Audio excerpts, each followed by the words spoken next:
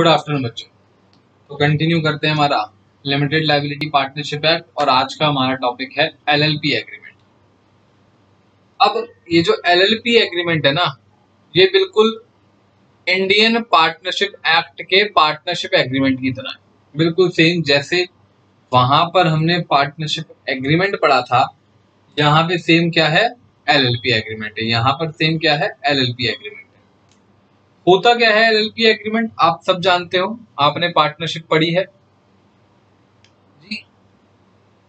ये एक ऐसा एग्रीमेंट है जो पार्टनर्स के राइट्स एंड ड्यूटीज को डिफाइन करता है। मतलब पार्टनर्स के सारे अधिकार, पार्टनर की सारी ड्यूटीज को डिफाइन करता है।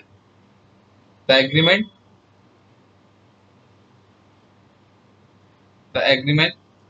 दैट डिफाइंस द रिलेशन, और हम कह सकते हैं rights and duties of all the partner, rights and duties of all the partner. ठीक है जी, सारे के सारे पार्टनर से राइट्स एंड ड्यूटीज को डिफाइन करता है।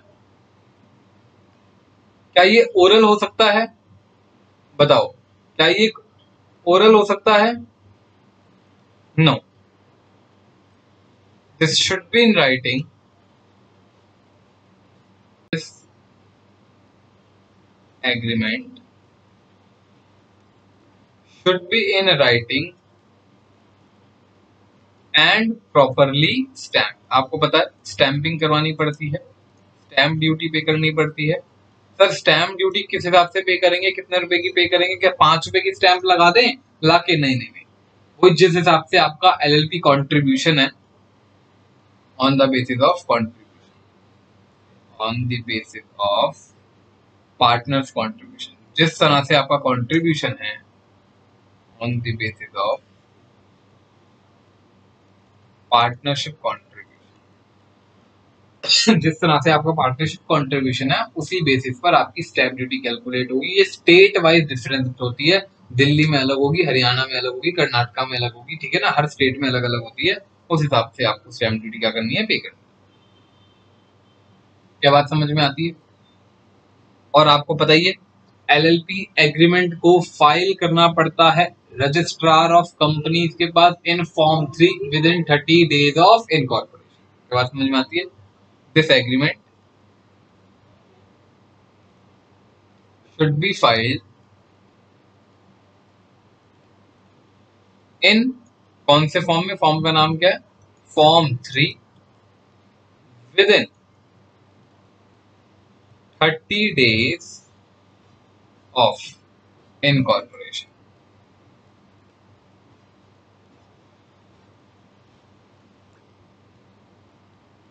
ठीक है जी, यहां तक कोई डाउट?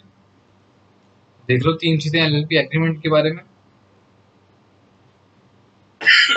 एलएलपी एग्रीमेंट होता क्या है? सेम जो पार्टनरशिप में पढ़ा था, पार्टनर्स के बीच का एग्रीमेंट जहां पे पार्टनर्स के सारे राइट्स और ड्यूटी डिफाइंड है। राइट्स कैसे कि भाई कौन कौन सा पार्टनर क्या क्या काम करेगा, उसके क्या क्या अधिकार हैं, कौन सा पार्टनर मार्केटिंग देखेगा, कौन सा पार्टनर फाइनेंस देखेगा, कौन सा पार्टनर सेल्स देखेगा, सबके बीच में प्रॉफिट शेयरिंग रेशियो क्या होगा, सबके बीच में लॉस शेयरिंग रेशियो क्या होगा, कौन कितनी कैपिटल कंट्रीब्यूट कर रहा है, हम लोग नए पार्टनर को एडमिट करने के लिए क्या करेंगे, किसी पार्टनर की रिटायरमेंट करने के लिए क्या करेंगे। Each and every provision of partnership is mentioned in LLP agreement. आप कह लो कि एलएलपी एग्रीमेंट ही तो क्या है, फंडामेंटल डॉक्यूमेंट ऑफ एलएलपी,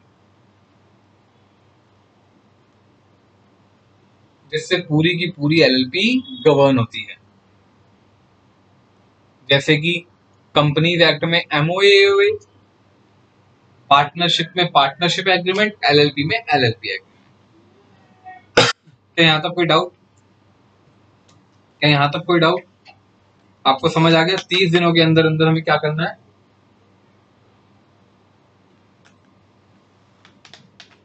इसको रजिस्टर करना है। ठीक है जी, डन इतना?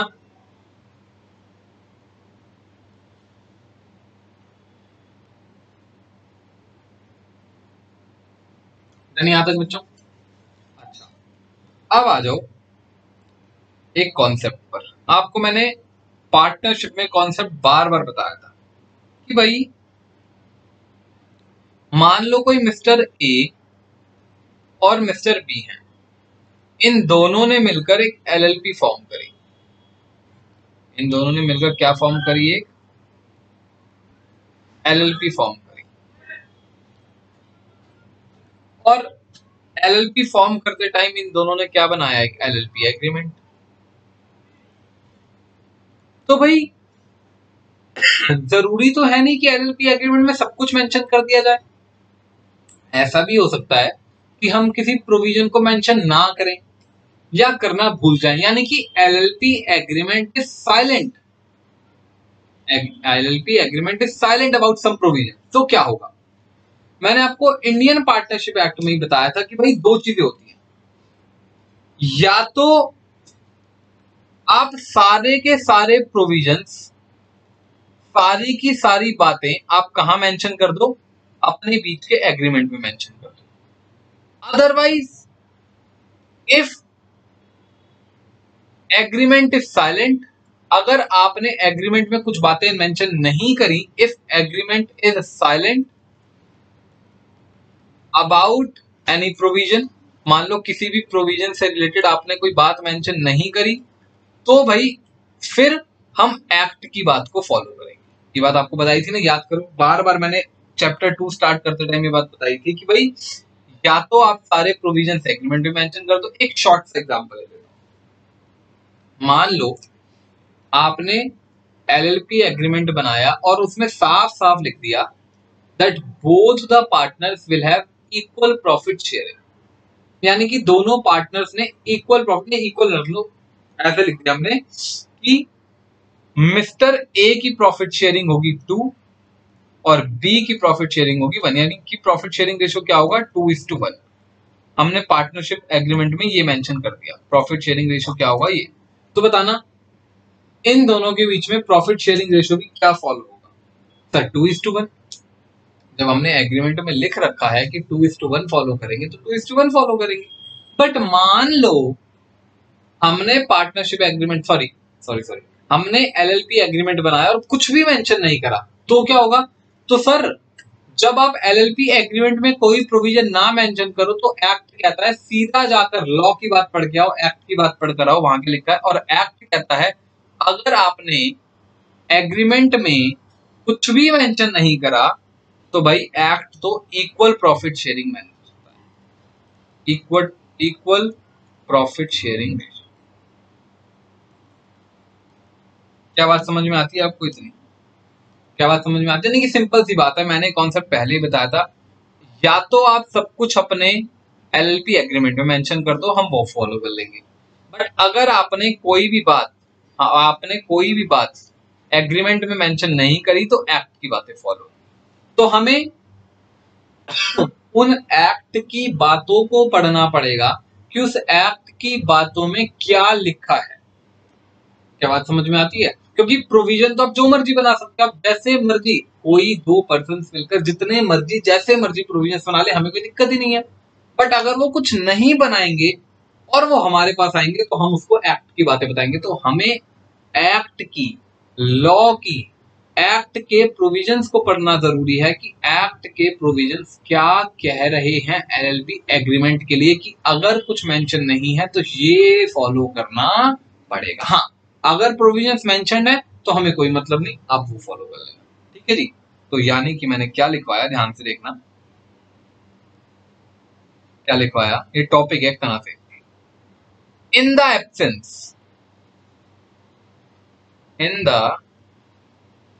Absence of any provision in the absence of any provision relating to any matter in LLP agreement, यानी कि अगर किसी भी तरीके से कोई प्रोविजन नहीं है किसी भी मैटर से रिलेटेड एलएलपी एग्रीमेंट में, then the rights and duties of partners are governed by the rights and duties of partners are governed by provisions of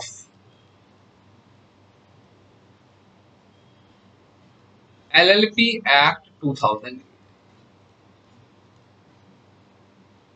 क्या बात समझ में आती है? अगर किसी भी तरीके से कोई भी प्रोविजन नहीं मेंशन तो आपको कहां के प्रोविजन फॉलो करने पड़ेंगे? LLP Act 2008। और याद करो जब LLP एग्रीमेंट की शुरुआत करवाई थी, जब मैंने क्लास 2 की शुरुआत करवाई थी,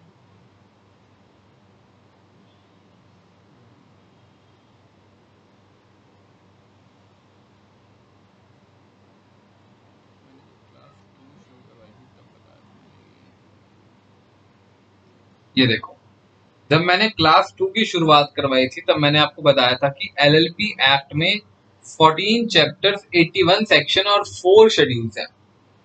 तो बच्चों शेड्यूल 1, 4 शेड्यूल्स में से पहला शेड्यूल जो शेड्यूल 1 जिसका नाम शेड्यूल 1 डील करता है LLP एग्रीमेंट के प्रोविजंस के साथ। क्या बात समझ में आती है? कौन सा शेड्यूल? शेड्यूल 1। 4 शेड्यूल्स है टोटल में से कौन सा शेड्यूल? उन चारों शेड्यूल्स में से शेड्यूल 1, शेड्यूल का नाम क्या है? शेड्यूल 1। या फर्स्ट शेड्यूल लिखो, फर्स्ट शेड्यूल ज्यादा एप्रोप्रिएट है। First schedule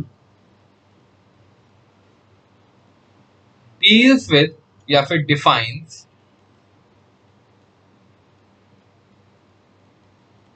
provisions of LLP agreement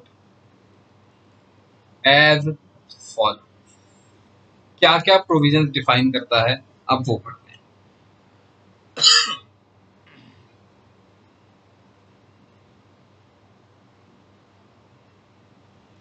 ठीक है जी, क्या क्या प्रोविजंस, इसका चार्ट बनाइए, कैसे लिखें? ऐसा करते हैं 1 2 3 4 करके लिखते हैं। चार्ट बनाएंगे तो 1 2 3 4 5 6 चार्ट भी ठीक रहेगा वैसे तो। चलो ऐसा करते हैं, चार्ट नहीं बनाते इसका, 1 2 3 4 करके लिखते हैं क्योंकि 8 9 प्रोविजंस हैं। ठीक है जी।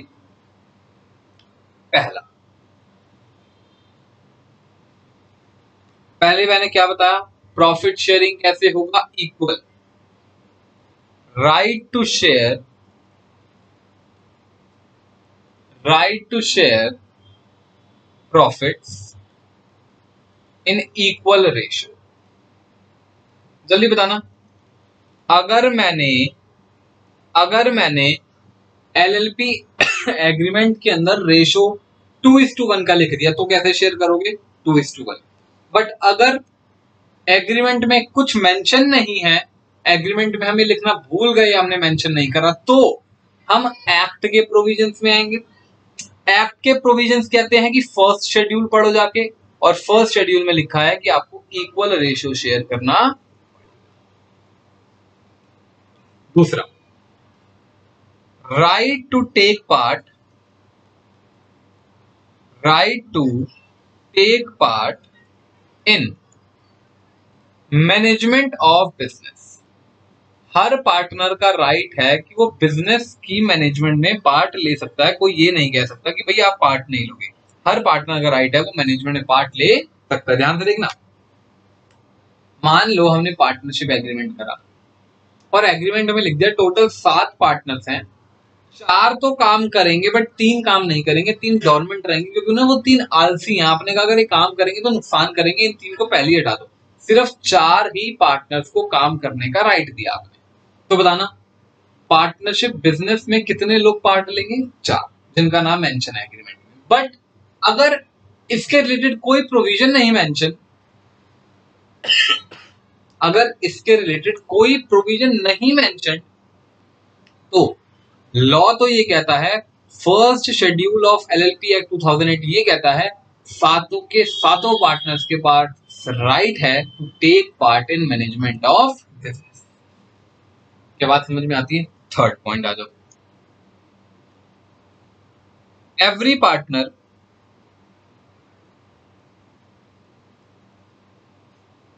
मस्ट रेंडर, रेंडर का मतलब होता है देना, बताना, इन्फॉर्म करना, must render true and fair information, true and fair information of all matters affecting the business.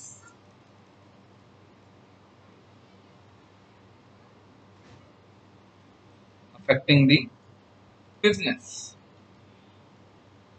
Her partner की ये ड्यूटी है, ये एक तरह से ड्यूटी है, मैं डी को यहां लिखता जा रहा हूं, बाकी राइट तो आप पढ़ी रही हो, एक तरह से ड्यूटी है, हर पार्टनर की ड्यूटी है कि भाई वो पार्टनरशिप में सारी बातें सच और फेयर तरीके से बताए जो भी बिजनेस को इफेक्ट करने वाली है। क्या बात समझ में आती है? क्या यहां तक कोई डाउट? तीन बातें जल्दी बता दो। अगर एलएलपी एग्रीमेंट में कुछ नहीं मेंशन तो हम क्या फॉलो करेंगे? Equal profit sharing ratio. हर पार्टनर के पास बिजनेस करने का राइट है, हर पार्टनर को ट्रू एंड फेयर इंफॉर्मेशन सारे के सारे मैटर्स की देनी है, हर पार्टनर को और एलएलपी को। अच्छा, आगे आ जाओ। फोर्थ, बताना अगर कोई न्यू पार्टनर एडमिट होना चाहता है, एक न्यू पार्टनर पार्टनरशिप में आना चाहता है, तो वो कैसे आ सकता है? कैसे आप न्यू पार्टनर को एडमिशन करते हो? A new partner must be admitted, सारी बातें ए टू जेड पार्टनरशिप से मैच करती है। मुझे समझ नहीं आ रहा, मैं आपको समझा के रहा हूं। A new partner must be admitted with the consent, a new partner must be admitted with the consent of all partners। ये बातें पहले ही पढ़ चुके हैं। बताना एक न्यू पार्टनर एडमिट होना चाहता है तो वो कैसे एडमिट होगा? सर सारे पार्टनर्स के कंसेंट से। अच्छा, एक क्वेश्चन पूछता हूं। मैंने एक एलएलपी बनाई जिसमें हम 6 पार्टनर्स थे। हमने उस एलएलपी एग्रीमेंट में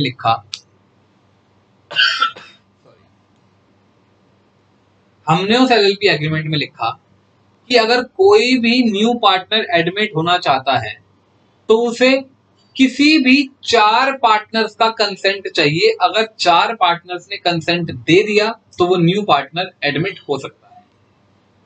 तो बताना हमारी उस एलएलपी में एक नया पार्टनर आना चाहता है, उसको कितने पार्टनर का कंसेंट चाहिए होगा? सबका या सिर्फ 4 का?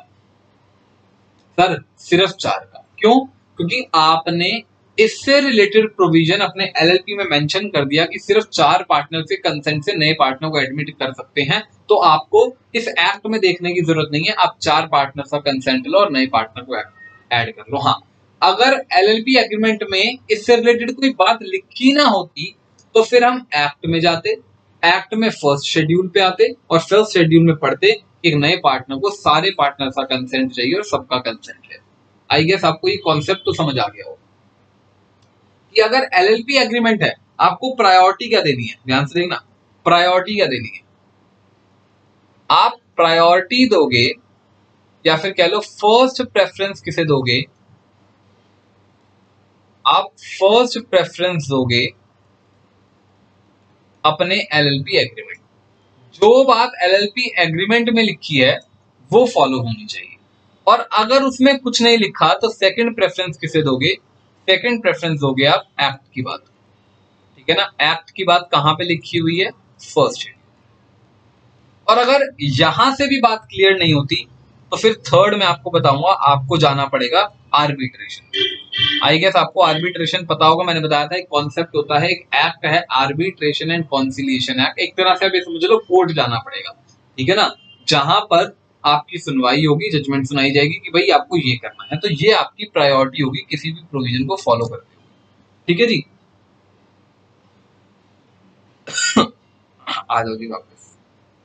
अब आई गेस बच्चों को कॉन्सेप्ट तो क्लियर हो गया होगा, मैं बार बार कॉन्सेप्ट रिवाइज नहीं कर रहा हूँ। अच्छा, बताना अगर पार्टनरशिप में कोई भी कॉन्फ्लिक्ट आता है, मान लो किसी भी मैटर से रिलेटेड कोई कॉन्फ्लिक्ट आया, तो आपको क्या करना पड़ेगा? तो आपको मेजॉरिटी जो डिसीजन कह रही है वो मानना पड़ेगा। Any conflict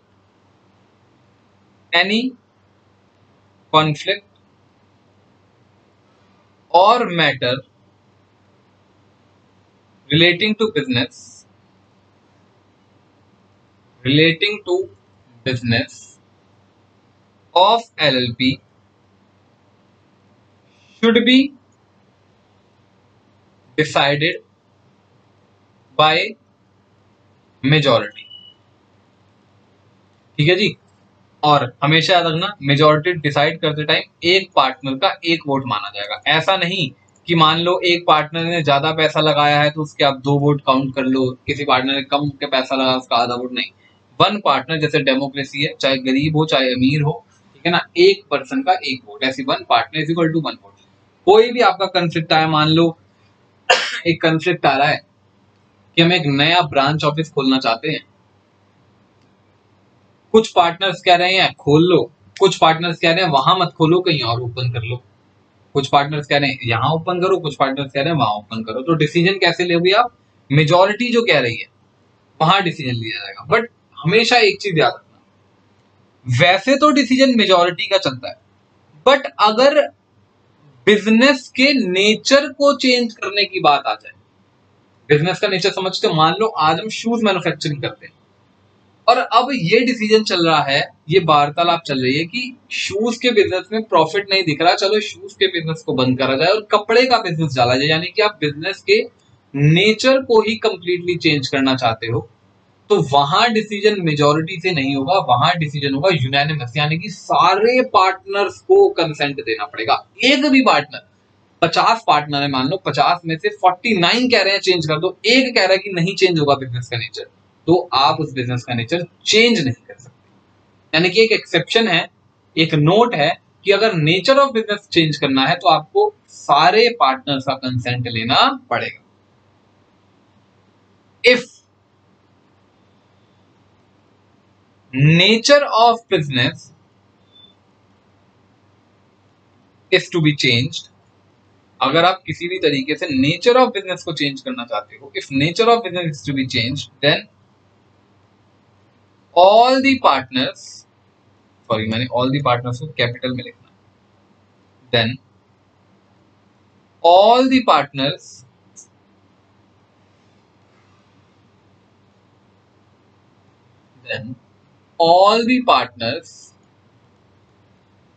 must consent to it।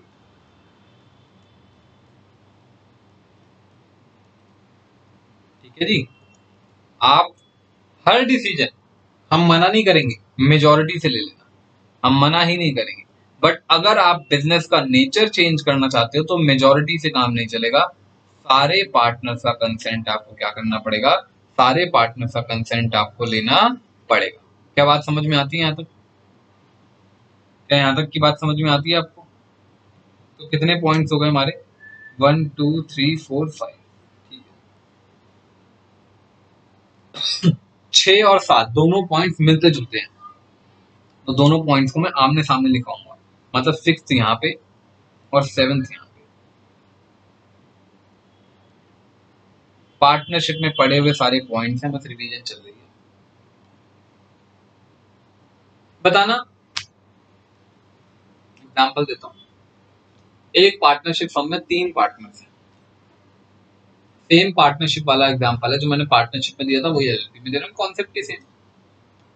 3 partners हैं, 2 बिजनेस के सिलसिले में यूएसए गए हुए, और बिजनेस है आपका लॉजिस्टिक्स का, मतलब ट्रांसपोर्टेशन का। अब हुआ क्या, एक ट्रक जा रहा था, लॉजिस्टिक्स का बिजनेस ट्रांसपोर्टेशन के लिए जा रहा था, उसके आगे के दोनों टायर फट गए, पंचर हो गए, मतलब एक तरह से बर्स्ट आउट हो गए। ड्राइवर का फोन आया आपके पास कि सर दोनों टायर फट गए हैं और मैं यहाँ फंसा हुआ हूँ, बताओ क्या करूं। जो सामान रखा है वो भी खराब हो सकता है, बारिश का मौसम चल रहा है। उसने बताओ जल्दी बताओ क्या करूं। उसने कहा रुको मैं अपने बाकी दोनों पार्टनर से कंफर्म कर लूं। उसने यूएसए में फोन लगाने की कोशिश करी, बट फोन कनेक्ट ही नहीं हुआ। उसने मैसेज ड्रॉप करा, मैसेज का रिप्लाई नहीं आया। उसने 2 4 6 घंटे वेट करा, बट कोई रिप्लाई नहीं आया। उसने फोन करा ड्राइवर को, ऐसा करो मैं तुम्हें अपने अकाउंट से पैसे डाल रहा हूँ और तुम फटाफट दोनों टायर्स को नया चेंज करा दो इन्हें, ठीक है ना, फटाफट दोनों टायर्स को चेंज करा दो और सामान की डिलीवरी कर दो। उसने अपने अकाउंट से 25,000 रुपए का खर्चा उस ट्रक के ड्राइवर को, सॉरी उस ट्रक के टायर्स को बदलवाने में कर दिया, अपनी जेब से 25,000 रुपए खर्च कर दिया। दोनों पार्टनर्स यूएसए से 3 दिन बाद वापस आए, तो उस पर्सन ने कहा कि भाई ऐसी ऐसी सिचुएशन आ गई थी, तो मैंने 25,000 रुपए खर्च करे हैं, मुझे वो 25,000 रुपए एलएलपी के अकाउंट से वापस दिलवा दो, मुझे जरूरत है, मुझे घर पे जब चाहिए। उन दोनों ने कहा ये जो डिसीजन तुमने लिया क्या हमसे पूछ कर लिया? हमें तो नहीं बताया तुमने, ना ही हमसे पूछा। जब हमसे तुमने पूछा नहीं, हमें तुमने बताया नहीं, हमसे तुमने कंसल्ट नहीं करा, तो हम किस बात के 25,000 रुपए तुम्हें दिलवाए एलएलपी से? तुमने अपनी जेब से अपनी मर्जी से खर्चा किया था, हम तो ये पैसा तुम्हें नहीं देंगे। बताओ, क्या उस पार्टनर को जिसने एलएलपी के बिजनेस के लिए कुछ पैसा खर्च कर दिया इन एन एक्ट ऑफ इमरजेंसी थी मैं इस बात की, क्या वो पैसा आपको मिलेगा वापस या नहीं मिलेगा? तो आंसर इज यस, वो पैसा आपको मिलेगा। क्यों? क्योंकि वो पैसा आपने बिजनेस के लिए खर्च करा है और इमरजेंसी में खर्च करा है, और आपकी जगह कोई और नॉर्मल पर्सन होता तो अंडर ऑर्डिनरी सर्कमस्टेंसेस वो भी यही करता तो आपको पैसा वापस मिलेगा। तो मैंने क्या बताया कि भाई द एलएलपी मस्ट इंडेमनीफाई का मतलब क्या होता है? लॉस की भरपाई। Must indemnify the partner, the LLP must indemnify the partner for any loss, चाहे उसने कोई लॉस हो गया उसका या उसने कोई खर्चा करा हो, और any expense done for the, the LLP must indemnify the partner for any loss/expense done for the business of LLP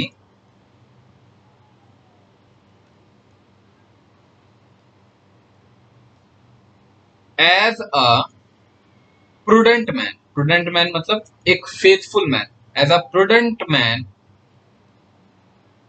in an need of emergency. Emergency की सिचुएशन के टाइम, ठीक है जी। एलएलपी को इंडेमनीफाई करना पड़ेगा पार्टनर को किसी भी लॉस या खर्चे के लिए जो उसने कर दिया, done for the business of LLP as a prudent man, एक ईमानदार आदमी की तरह, इन एन एक्ट ऑफ या नीड ऑफ इमरजेंसी में। जैसे कि मैंने आपको एग्जांपल बताया,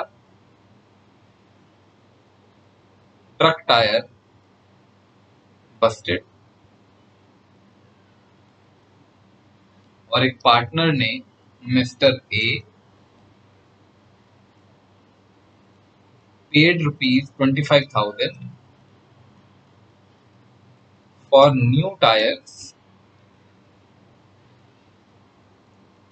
out of his pocket, तो आपको वो 25,000 रुपया खर्चा एलएलपी से कंपनसेशन मिल जाएगा, कोई दिक्कत वाली बात नहीं।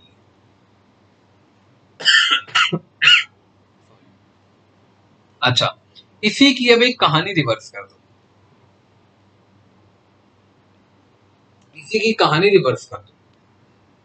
अभी तो एलएलपी ने पार्टनर को खर्चा दिया जो पार्टनर ने करा, अब उल्टा कर दे। एग्जाम्पल बताता हूं इसका, एग्जाम्पल थोड़ा सा इधर ले लेते हैं, देखना। ये मिस्टर ए और इस फर्म में 3 पार्टनर्स हैं, ए बी सी, तीनों अलग अलग काम देखते हैं। ए कुछ देखता है, बी कुछ देखता है, सी कुछ देखता है। मान लो ए देखते हैं सेल्स, ए शॉप पे बैठते हैं, वो सेल्स देखते हैं। अब मिस्टर ए के पास एक कस्टमर आया और इन्होंने मिस्टर ए से कुछ सामान लिया जिसका बिल बना 20,000 रुपए का।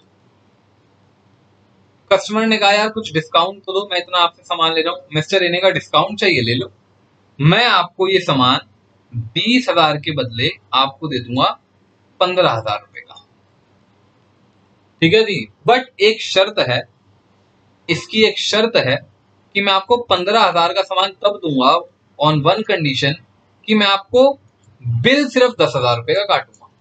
देख रहे हो, 20,000 का सामान 15,000 में दे देगा, यानी कस्टमर को सीधे 5,000 का डिस्काउंट दे दिया, बट कहा बिल तुझे सिर्फ 10,000 का दूंगा।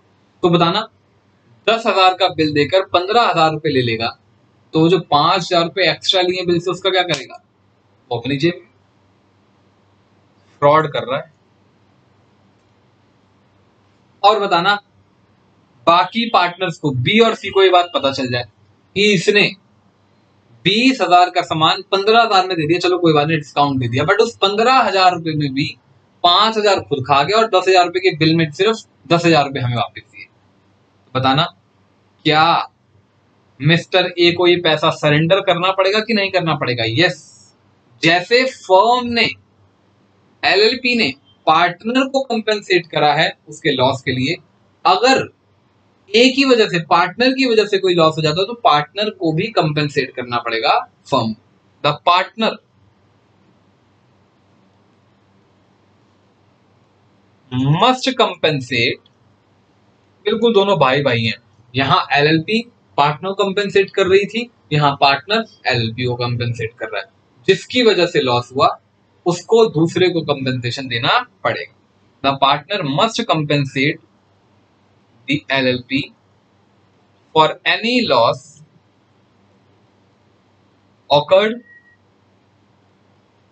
due to his fraud, या तो आपके फ्रॉड की वजह से या आपके नेग्लिजेंस की वजह से। फटाफट ये एग्जांपल देख लो। इस एग्जांपल को नोट करना चाहते हो तो नोट कर लो। मैंने यही एग्जांपल पार्टनरशिप में भी दिया था, बिल्कुल सेम बातें चल रही। Sorry.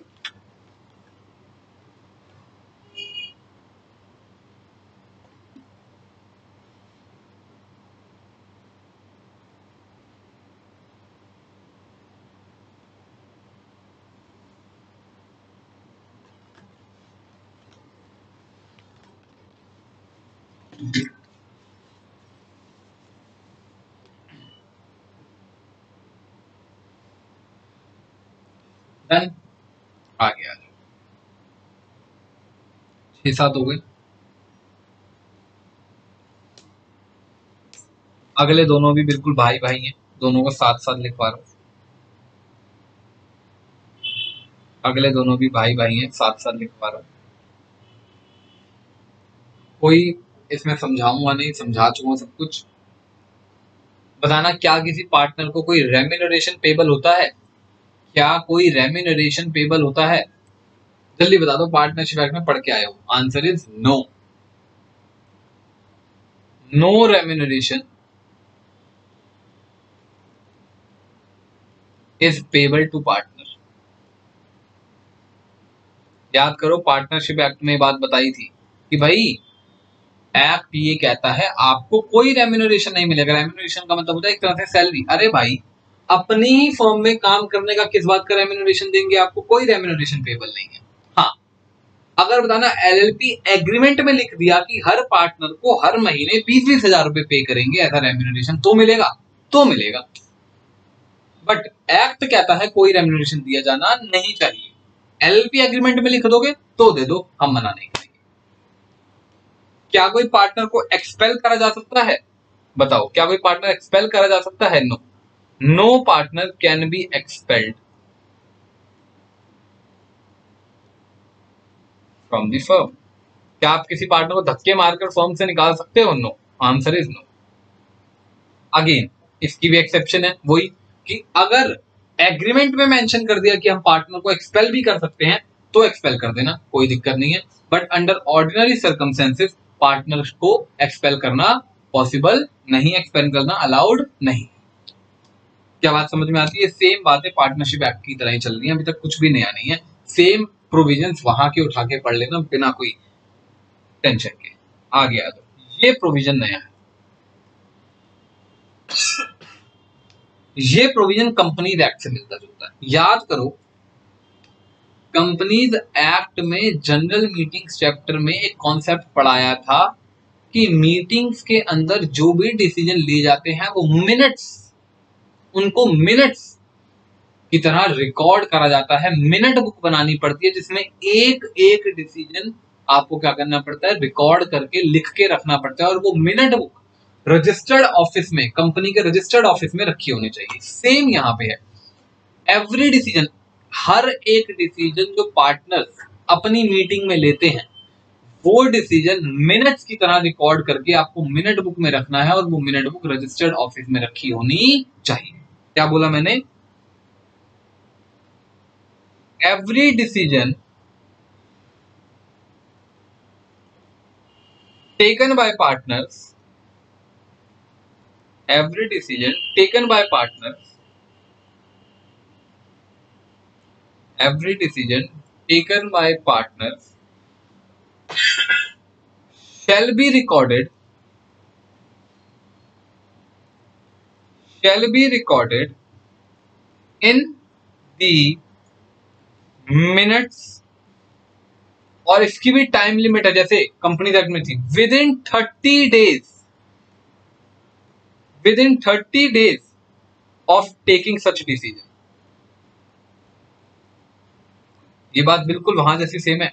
And minute book shall be kept, minute book shall be kept at, आपको पता ही कहां रखनी होती है हमें, रजिस्टर्ड ऑफिस ऑफ।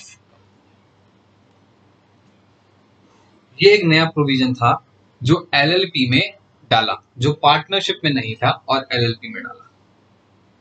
क्या यहां तक कोई डाउट? एक लास्ट कर लो, लास्ट पॉइंट है, इसके बाद मैं एक बार सारी रिवाइज करा दूंगा।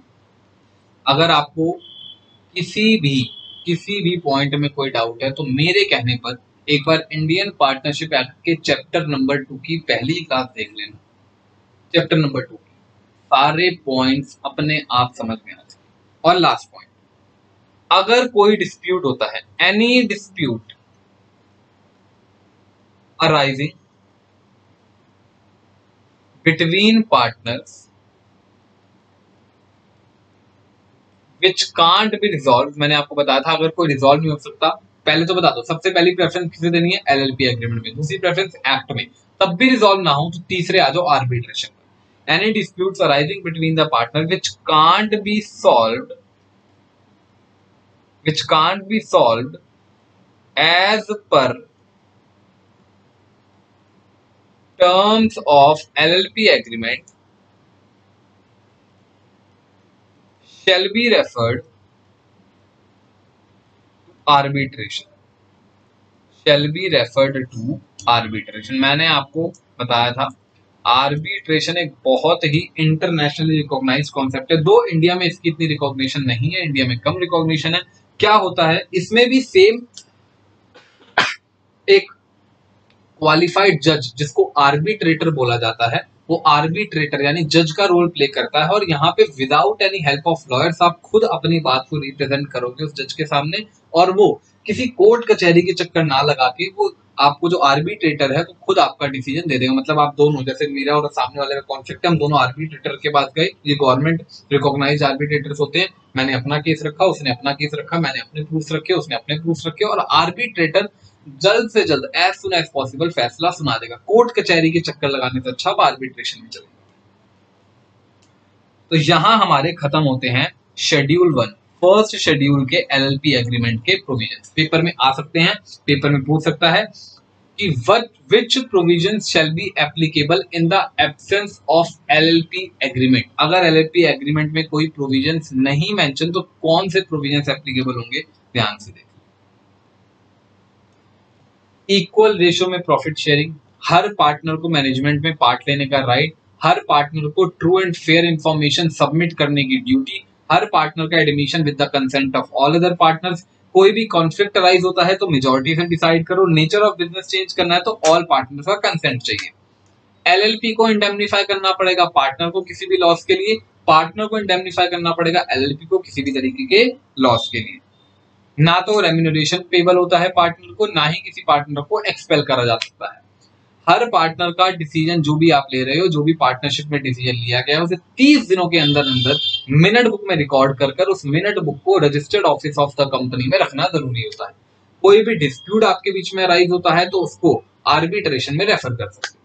यहाँ हमारा एलएलपी एग्रीमेंट का काम इन फॉर्म 3 सबमिट कर हमारी कंप्लीट एलएलपी खत्म। सॉरी कंप्लीट एलएलपी की इनकॉर्पोरेशन। क्या बात समझ में आती है? यहां तक कंप्लीट एलएलपी इनकॉर्पोरेशन काम अब होता है खत्म। ये सारी बातें आप फॉर्म नंबर 3 में सबमिट कर देना, बढ़िया तरीके से काम आपका सेट हो जाएगा।